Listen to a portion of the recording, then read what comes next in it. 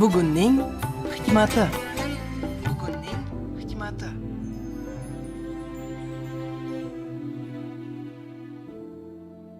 Tolib uyga kelib kursiga o'tirar ekan, pultni olib televizorni yoqdi. Ekranda farzandsizlikdan aziyat chekkanlar uchun qandaydir biologik mahsulotning reklamasi berilayotgan edi. U haligina shifokor bergan retsept qog'ozini cho'ntakdan olib qarar ekan, hammasi bir pul. Bo'lmagan gap.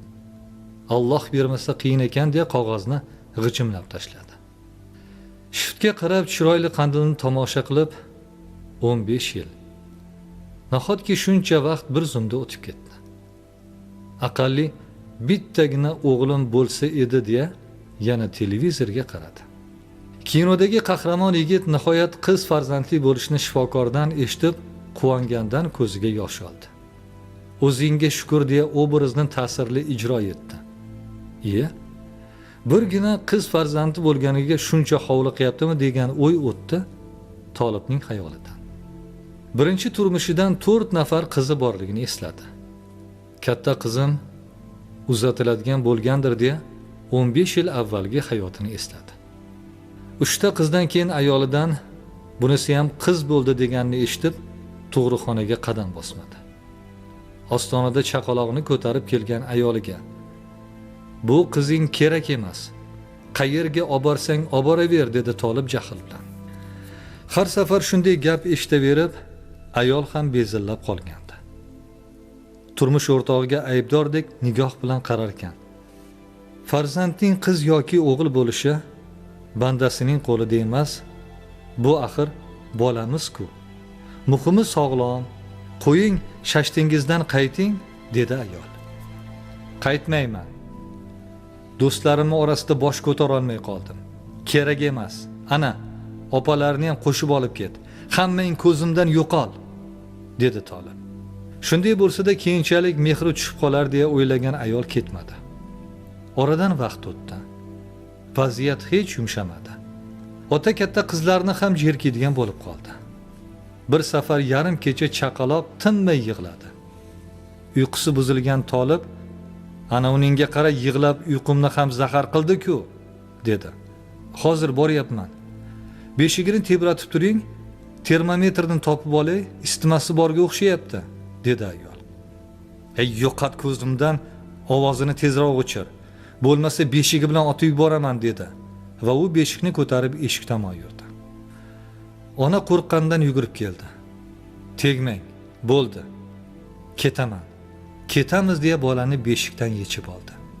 Katta qizlarni ham uyg'otib tun qorong'usiga qaramay chiqib ketishdi. Shu ketgancha boshqa qaytishmadi. Tolib ham uning qaytishini istamadi. Hayotimni yangidan boshlayman deya ozod qush kabi o'zini yengil his etdi. Ko'p o'tmay yana uylandi. Biroq mana 15 yildirki farzandsiz yashab kelishyapti. Yo'q. Men befarzand emasman. Meni bir-birdan chiroyli 4 ta qizim bor. Shu vaqt ichida biror marta xabar olmabman-a. Onasi-ku turmushga chiqmagan bo'lish kerak. Uzr so'rasam qabul qilarmikan? Katta qizlarimni uzatdimikan? Kichkina qizim kimga o'xshar ekan degan o'y xayollar bilan Tolib telefonini oldi. Tanishlaridan sobiq ayolining raqamini surishtirdi. Arang topdi. Qo'ng'iroq qilishga jur'at qildi. "Assalomu alaykum, eshitaman", dedi ayol. "Va alaykum assalom. Yaxshimisizlar? Men Tolibman", dedi u. Ular biroz gaplashishdi.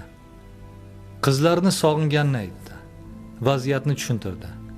U ayolni ko'rishga ko'ndirdi. Ota shinam bir oshxonaga joy hozirlatib, o'zi tashqarida farzandlarini kutardi.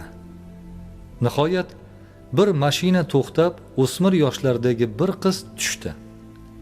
U otasining yoniga tez-tez yurib keldi. Ota kichkina qizini ko'rib, "Mening o'zim, xuddi o'zim bo'libdi-ku", deya ko'zlari porlab ketdi. Qiz otasining yoniga yetganda salom berdi. Onasi yaxshi tarbiya beribdi deya o'yladi. Ota qizining salomiga alik olar ekan, "Qizim, yaxshimisan? Qolganlar qani? Yur ichkariga kiramiz", dedi.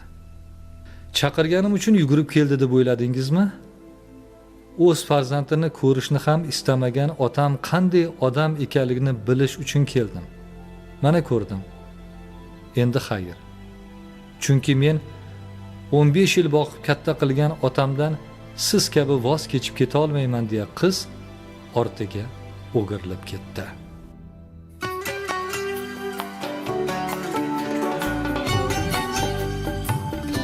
Bugunning hikmati.